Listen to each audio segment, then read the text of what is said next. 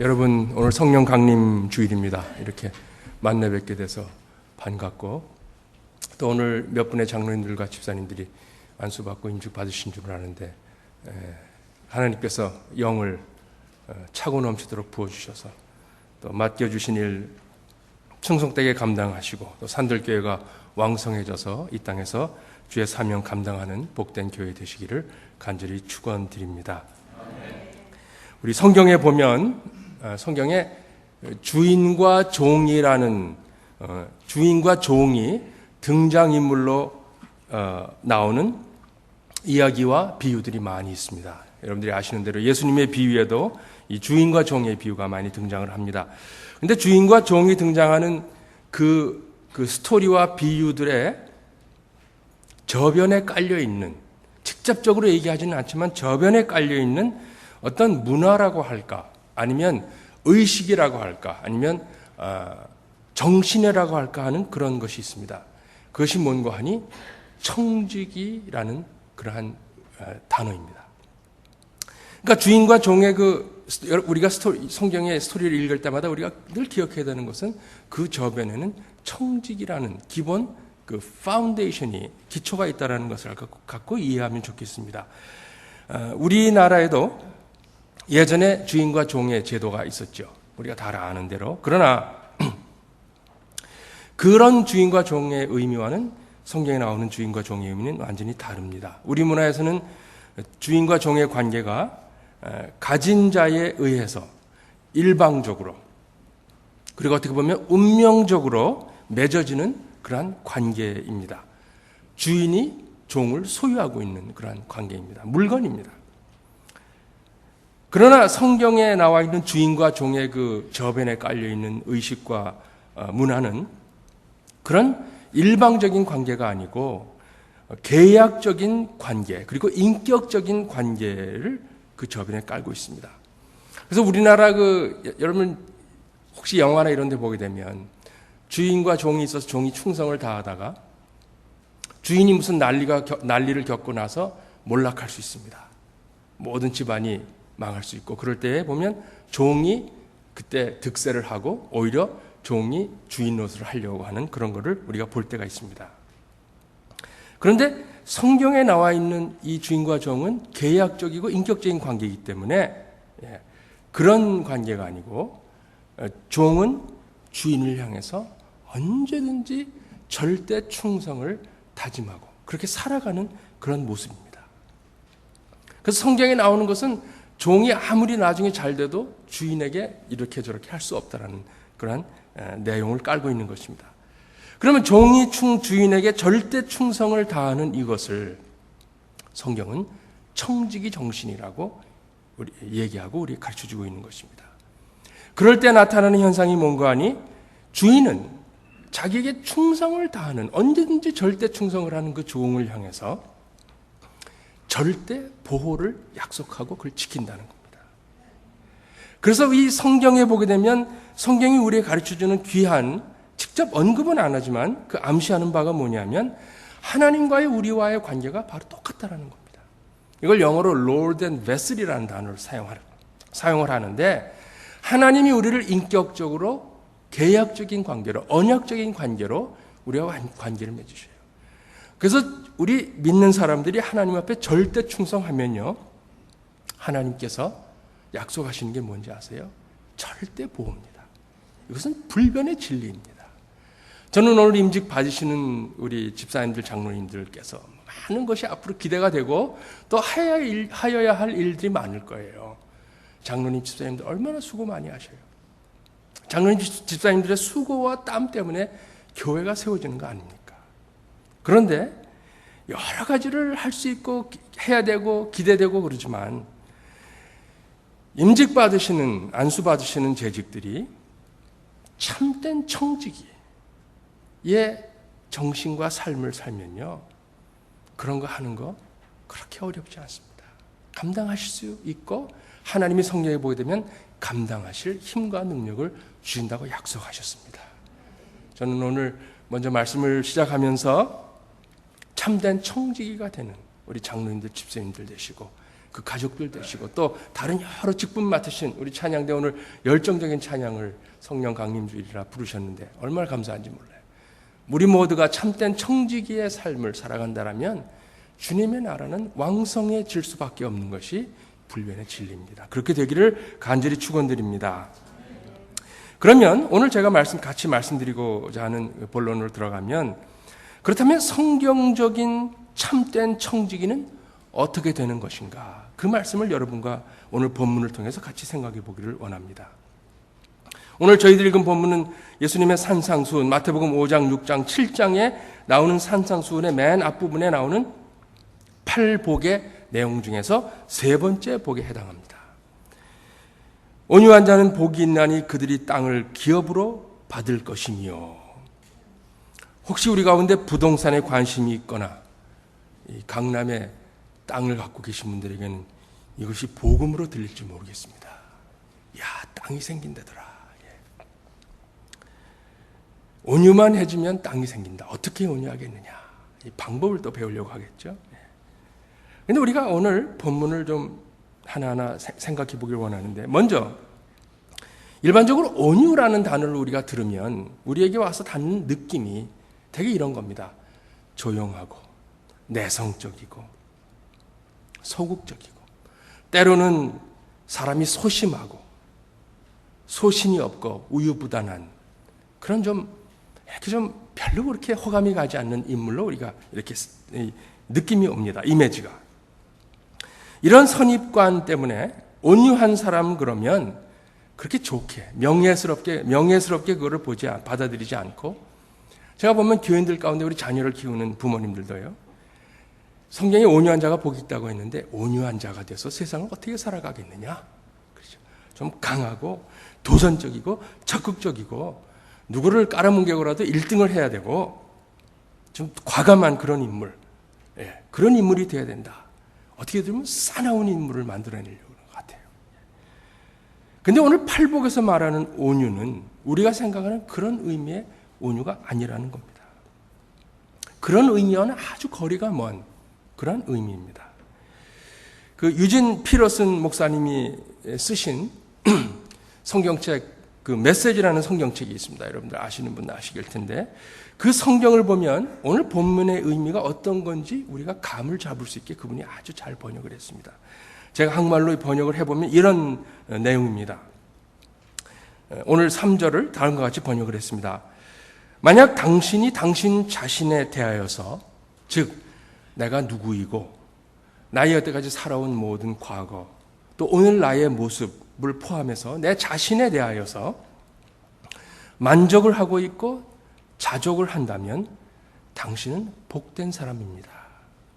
왜냐하면 바로 그렇게 될 때에야 당신은 비로소 돈으로는 살 수 없는 참된 가치들을 소유하게 될 것이고 그것들을 누릴 수 있기 때문에 그렇습니다.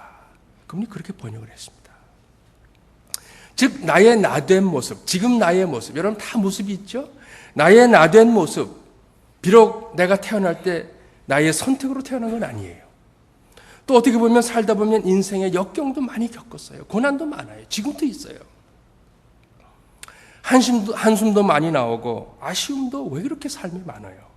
그렇지만 지금까지 내가 있기까지의 나의 모든 발자취, 나의 배경, 나의 출신, 그리고 나의 모습까지도 곰곰이 돌아볼 때에 참 감사하다. 만족하다. 이거보다 더 좋을 수도 있겠지만 하나님 은혜가 족하다. 이런 자신의 모습이 생각이 되고 긍정적으로 받아들이면 그 사람이 복되다라는 겁니다. 바로 그런 사람을 오늘 온유하다라고 성경에서 번역을 하고 있는 것입니다. 그렇게 되면 그 다음에 나오는 내용이 뭐인가 하니 서류상으로 소유권이 많이 없어요. 내가 세상에 가진 게 없어요. 많지 않아요. 그리고 열쇠 많은 게 한국에서는 무슨 부의 상징 같은데 열쇠도 없어요. 그러나 그런 것으로 살 수 없는 정말 가치 있고 소중한 것들을 내가 가질 수 있다는 겁니다. 차지할 수 있다는 겁니다. 그래서 이 온유라는 의미가 오늘 나의 모습을 돌아보며 나에 대해서 만족할 수 있다라는 이런 의미가 있기 때문에 온유가 담고 있는 진정한 의미는 길들여져 간다라는 의미가 있습니다. 길들여져 간다. 여러분 어저께 말 경주가 있었죠? 그 경마가 있었는데 그 말이요 보통 그냥 야생마일 때는 누가 올라타면 누구든지 흔들어서 떨어뜨립니다. 가만히 있지 못합니다. 그런데 그렇던 말이 그 거칠고 험한 야생마가요 주인을 잘 만나고 훌륭한 조련사를 만나면 그때부터 그 말이 길이 들여집니다. 그 작은 조련사에 의해서 말이 길들여지고 그 조련사의 말에 순종하는 말이 된다는 그런 겁니다. 바로 그런 의미입니다. 그럼 우리는 누구에게 길들여져야 됩니까? 하나님에게 길들여져야 된다는 그런 말씀입니다. 온유한 자라는 의미는 하나님 앞에 길이 잘 들여져서 하나님 안에서 순종의 삶을 살아가면서 그 안에서 참된 자유를 누리는 사람을 온유한 자라고 오늘 성경이 번역하고 있는 것입니다. 즉 천지를 지으셨을 뿐만 아니라 나의 머리카락 하나까지도 이 시간에 세고 계시고 내 마음의 생각을 아시는 하나님 앞에 길들여져 간다는 겁니다.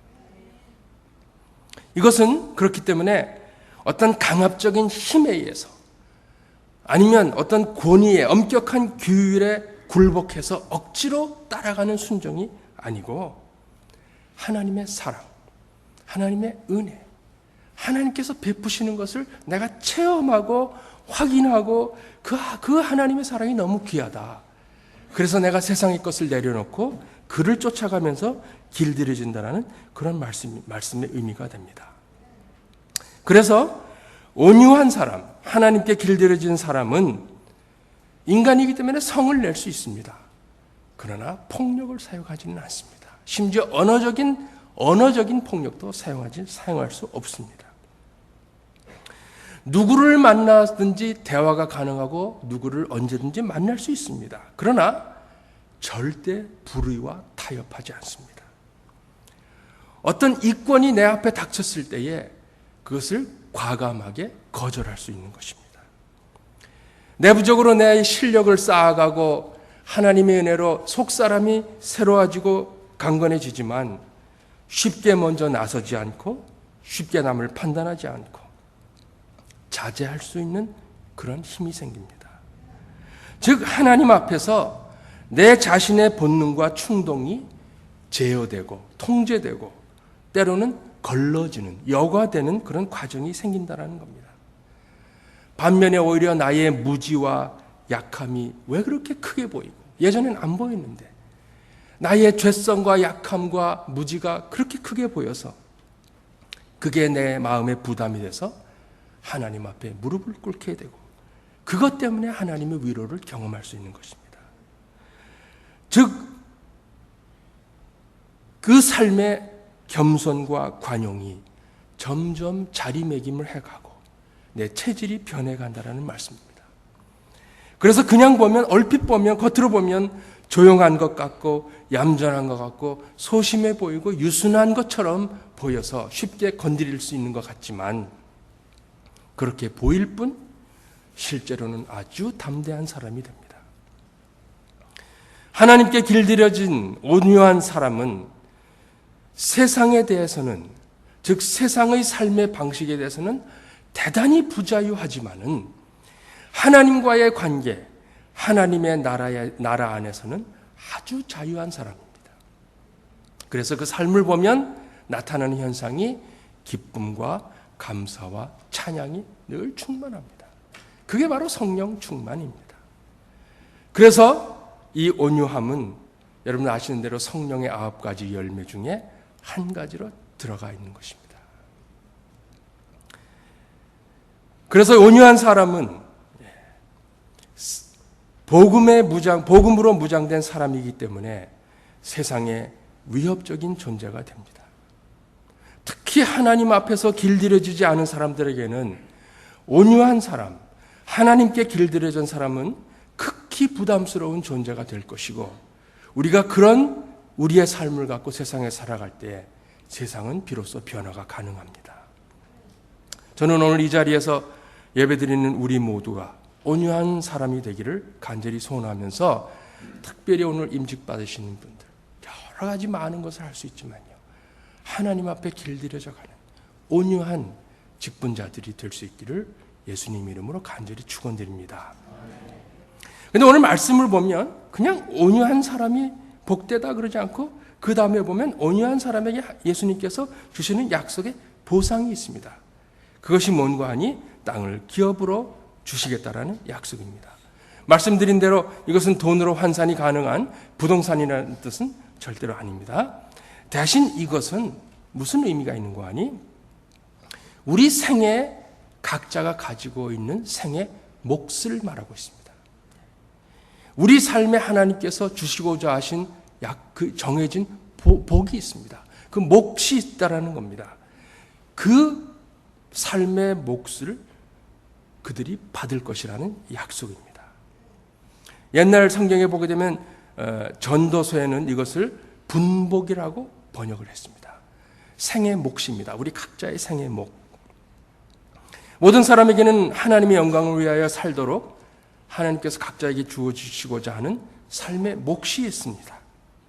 이것은 단순히 건강이나 재물 이런 것뿐만이 아니고, 가족관계, 또 인간관계, 또 자연과의 관계, 특별히 내 자신과의 관계에 있어서 나 자신을 사랑하고 나 자신과 화해해가면서 이루어가는, 인간만이 받고 누리고 감사할 수 있는 하나님께서 허락하시는 우리 생의 몫입니다.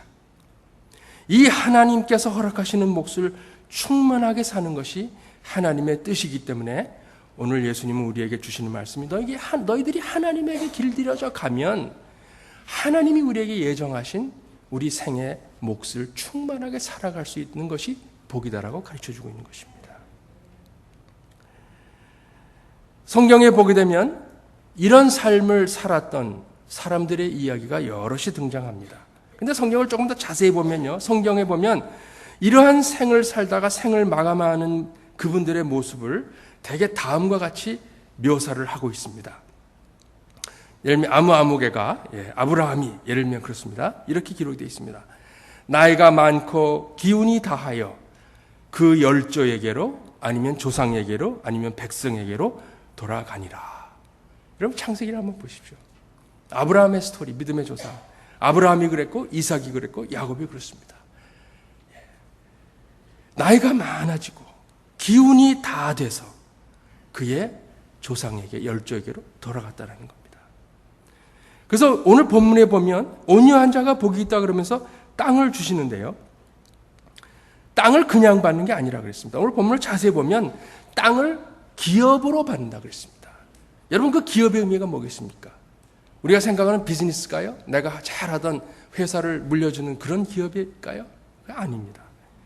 여기서 기업은 대를 물려서 이어가는 하나의 업입니다.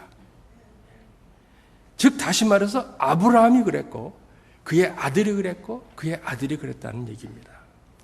여러분, 사람이 살다가 죽으면서 사람이 결국 차지하는 땅의 양이 얼마나 되겠습니까? 여러분, 묘지에 가끔 가시죠? 저도 묘지를 자주 가는데, 한 평이 정확히 얼마인지 모르겠어요. 그럼 한 평 남짓 되겠습니까? 다 똑같습니다. 여기서 땅의 의미는 대를 이어서 아브라함이 조상에게로 돌아갔고 이삭이 돌아갔고 야곱이 돌아간 것처럼 대를 물린다는 의미가 있기 때문에 여기서 땅을 기업으로 받는다는 얘기는 신앙의 유산을 말하고 있는 것입니다. 하나님께 길들여져 가는 자들은, 온유한 자들은 그 신앙의 유산이 자손에게 내려가서 복되다라는 겁니다. 자손이 돈이 많아서가 아니고 유명한 사람이 되어서가 아니고 자손이 예수를 잘 믿으니까 마음에 그 이상 바랄 게 없는 거예요. 저는 우리 성도님들이, 우리 산들교회 정말 제가 사랑하는 교회인데 우리 성도님들이 그러한 땅을 유업으로 받는 그런 분들이 되기를 원합니다. 성경을 보게 되면 온유하지 못해서 자기에게 자기에게 허락된 생의 몫을 충분하게 살지 못하는 사람들의 예들이 등장합니다. 여럿이 등장하는데 그들 모두는 자신들의 욕망과 분노와 충동에 따라서 사는 데에 아주 길들여져 있었고 그것에 자유했습니다. 그러나 하나님의 말씀대로 하나님의 관계 속에서 순종을 향해서 사는 데에는 아주 부자유스러운 그런 사람들이었습니다. 예를 들면 가인이라는 인물 아시죠? 가인과 아벨. 전형적인 예입니다. 동생에 대한 질투 때문에 살인을 하고 살인 때문에 농사를 지어도 열매를 얻지 못하고 이 땅에서 하나님이 만드신 동산에서 유리방황하는, 그게 그의 생의 몫이 아니었습니다. 그러나 그가 자기의 욕망을 따라 하나님의 깊이 길들이지 않고 살아갈 때에 그런 현상이 생깁니다. 에서는 어떻습니까? 야곱과 함께 태어나서 형으로서 아브라함의 장손자인데 육적 욕망, 경솔함을 따라갑니다. 중요한 것을 중요하게 보지 않습니다. 세상에 길들여져 살아가죠. 팥죽 한 그릇에 그게 뭐 중요하냐? 너 가져라. 그래서 그는 자기의 생의 몫을 살지 못합니다. 여러분, 성경을 보면 성경에서 유일하게 온유한 자라고 지목하고 있는 사람이 있습니다. 누구죠? 모세입니다. 모세입니다. 민수기 12장 3절에 보면 모세를 표현하기를 이 사람 모세는 그 온유함이 지면의 모든 사람보다 더하다 그랬습니다. 무슨 뜻이에요? 그가 가진 게 얼마나 있어요? 없어요. 그 의미는 신명기 34장 맨 마지막 장에 가면 그 의미를 알 수 있어요. 34장에 보면 느보산에 올라가서 이스라엘 백성들이 40년의 여행을 마치고 들어갑니다. 34장에 보면 모세가 그때 눈도 좋고 근력이 대단하다고 있습니다. 들어갈 수 있다라는 얘기예요. 무슨 얘기예요? 모세가 그 자신이 광야 40년을 이끌고 왔는데 인간적으로 보면 참 불공평해요. 어떻게 하나님 그럴 수가 있어요? 그거 좀 넣어주지. 아쉬움이 얼마나 많겠어요. 그러나 모세는 하나님의 말에 순종할 수 있어요. 그 아쉬움을 탓하지 않고 자기의 생의 몫을 충분히 살면서 거기서 안녕을 하고 백성들을 뒤로보내고 거기서 기도를 하고 생을 마감한다는 얘기입니다. 여러분, 삼손의 스토리를 아시죠? 이스라엘의 13번째의 사사. 하나님께서도 그에게 주신 생의 몫이 있었습니다. 나실 이른 후 태어나서 그에게 엄청난 힘을 주시고 하나님의 사람으로 사는 것이 그의 생의 몫이었습니다. 성경에 보면 그가 얼마나 힘이 센지, 사자와 싸워서 마치 염소 새끼를 죽이듯이 사자를 죽였다고 했습니다. 나귀뼈로 1000명의 블레셋 군대를 쳐 죽였습니다. 그러나 그는 그의 인생의 상당한 시간을 온유한 자로 살지를 못했습니다. 하나님 앞에 길들여지지 살지 못하고 자신의 욕망과 본능에 길들여져 살아왔습니다. 그래서 그는 하나님께서 주시고자 했던 생의 몫을 충분하게 살지 못했습니다. 그러나 그나마도 감사한 것은 그가 인생의 마지막에 늦은 감이 있지만 머리를 다 잘리고 그 엄청난 힘도 다 잃어버리고 눈알이 다 빠지고 이제 연자맷돌을 메고 가는 그러한 치욕적인 일을 당하지만 모든 것을 잃어버렸지만 그는 하나님 앞에 그 시간에 길들여지기를 소원합니다.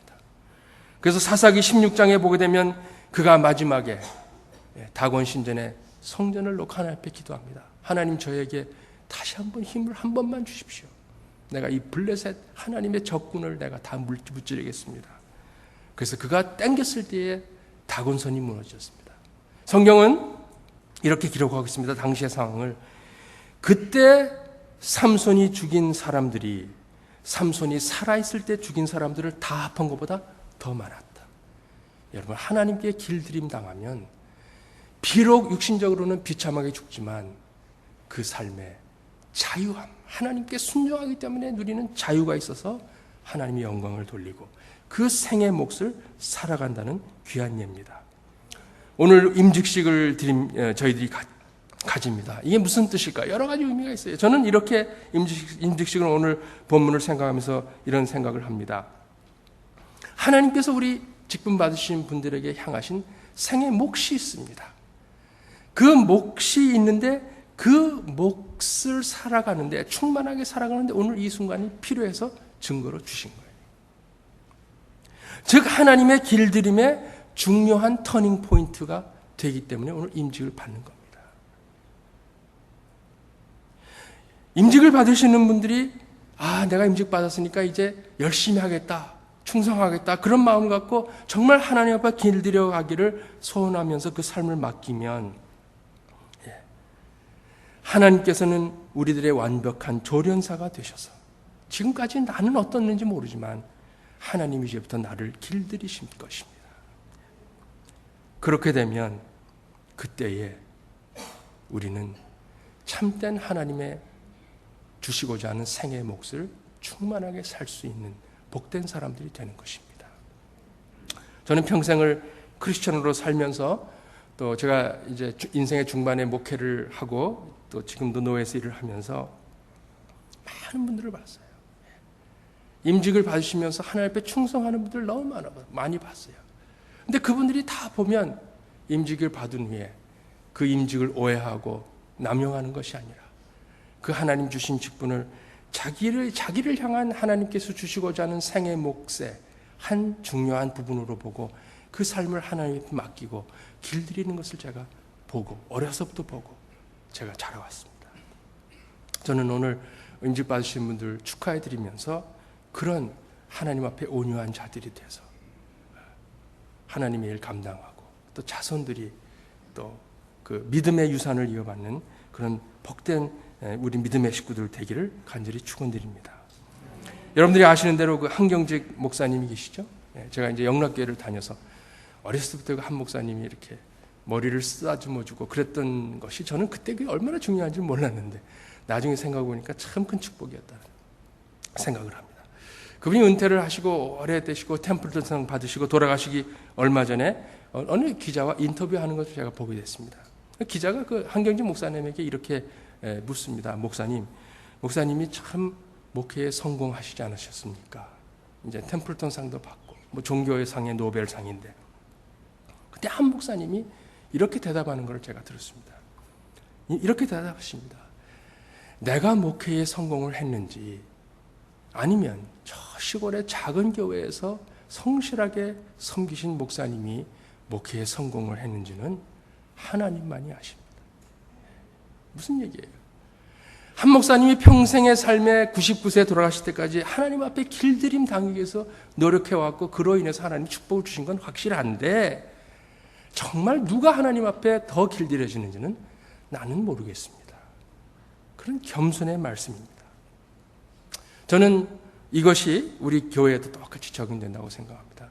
저는 목사님들의 할 일이 먼저 자신이 하나님 앞에 길들여지고 그리고 맡겨주신 하나님의 성도들이 온유해져서 길들여지도록 하는 것이 목사에게 맡겨진 일이라고. 그래서 그들의 삶이 하나님 허락하신 생의 몫을 충만하게 사는 것이 살 수 있도록 해주는 것이 우리 목회자의 사명이라고 생각합니다. 사랑하는 성도 여러분, 이제 말씀 마치겠습니다. 오늘 우리는 무엇에 길들여져 갑니까? 그리고 우리의 자손들은 무엇에 길들여져 가고 있습니까? 돈이나 명예나 자기 정력이나 욕심이나 자기 부인에 길들여져 가고 있습니까? 아니면 하나님께 성령의 임재 가운데 길들여져 가고 있습니까? 하나님께 길들이도록 나를 드리면 하나님께서는 나의 조련사가 되셔서 거칠고 막 나가던 나를 만져주시고 땀을 닦아주시고 그 눈물을 거두어 주시고 한숨을 들어주시고 때로는 내가 곁길로 갈 때 고삐를 틀어서 나를 바라가게 해주십니다. 그리고 그것에는 참된 기쁨과 자유함과 활기찬 삶이 펼쳐져서 그것이 곧 성령 충만의 삶이 되는 겁니다. 예수 그리스도의 생이 그랬습니다. 십자가의 사건은 한 연약한 인간이 하나님께 길들여진다는 것이 무엇인가를 보여주는 귀한 모델입니다. 아무리 돈이 많아도 아무리 장수를 해도 아무리 세상의 명예를 다 누리고 가져도 아무리 귀한 직분을 받아도 아무리 헌금을 많이 드려도 내가 드린 헌금 전체로 교회를 큰 거를 짓는다 하고 봉사를 많이 한다 하더라도 길들여지는 온유한 사람이 되지 못하면 그 안에서는 어떤 생의 의미와 가치도 발견할 수 없다는 것입니다. 많은 경우에 우리 청직이 그러면 물질 내려는 거 내고 시간 바치려는 거 바치고 은사 드리려는 거 드리는 것 하는 정도로 생각합니다. 그러나 참된 청지기는 하나님 앞에 평생의 삶에 완전히 길들여지는 것은 불가능하지만 그 평생의 삶이 하나님 앞에 온전하게 길들여지는 과정을 걸어가는 사람이 참된 청지기가 되는 것입니다. 그럴 때에 하나님을 향한 절대 충성이 나타나고 그럴 때에 하나님이 우리에게 약속하신 절대 보호를 경험할 수 있는 것이 신앙의 여정입니다. 우리 믿음의 식구들, 특별히 임직받으시는 우리 임직자들, 그리고 우리 산들 교회 위에 하나님 앞에 길들여져서 온유한 자들이 되어서 하나님이 약속하신 우리 생의 몫을 충만하게 누리고 살아가는 귀한 성도들과 귀한 직분자, 귀한 교회 될 수 있기를 예수님의 이름으로 축원드립니다. 아멘. 기도하시겠습니다. 아버지 하나님 감사합니다. 죄 많은 저희들 불러주시고 구원해 주신 것도 감사한데 감당할 수 없는 은혜 주셔서 하나님의 사람으로 길들임의 길을 허락하심을 감사합니다. 아버지 우리 힘으로 할 수 없는 길이기에 예수님은 우리와 동행해 주신다고 약속해 주셨고 예수님 친히 그 모습을 통해서 십자가에 달리기까지 하나님 앞에 길들여져 갔습니다. 아버지 이 길들임의 여정에 저희를 초청해 주신 것을 감사하오니 오늘 특별히 임직 받으시는 분들 저희들이 축하합니다. 격려합니다. 기도합니다. 그러나 그것을 뛰어넘어서 오늘의 축하가 하나님 앞에 무릎 꿇는 계기가 되게 하시고 오늘의 감사와 나눔이 하나님 앞에 나를 드리고 나의 약함과 부족함과 죄성을 통해서 하나님이 인도하시는 그 여정을 걸어가며 길들임 당하는 귀한 직분자들 되셔서 하나님께서 맡겨주시고자 하시는 귀한 직분 잘 감당해서 주님의 교회를 강건케 하고 그로 인해서 생에 하나님이 약속하신 그 생의 몫을 충분하게 살아가는 귀한 임직자들 되게 은혜 베풀어 주시옵소서. 사랑하는 산들교회 위에 우리 성도들 위해 같은 은혜 주셔서 우리 모두의 합력함을 인하여서 하나님의 나라가 세워지고 사랑하는 우리 김현준 목사님을 통해서 이끄심의 그 영역을 더하여 주셔서 맡겨주신 주님의 재단을 통해서 이 땅에 참된 하나님의 나라가 소개되고 참된 예수 그리스도가 복음으로 전파되고 예수 그리스도를 갈망하는 많은 신자들이 차고 넘치는 몰려오는 귀하고 복된 주님의 성전 아름다운 차고 넘치는 부흥하고 발전하는 주님의 교회로 세워주시기를 예수 그리스도 이름으로 기도드리옵나이다. 아멘.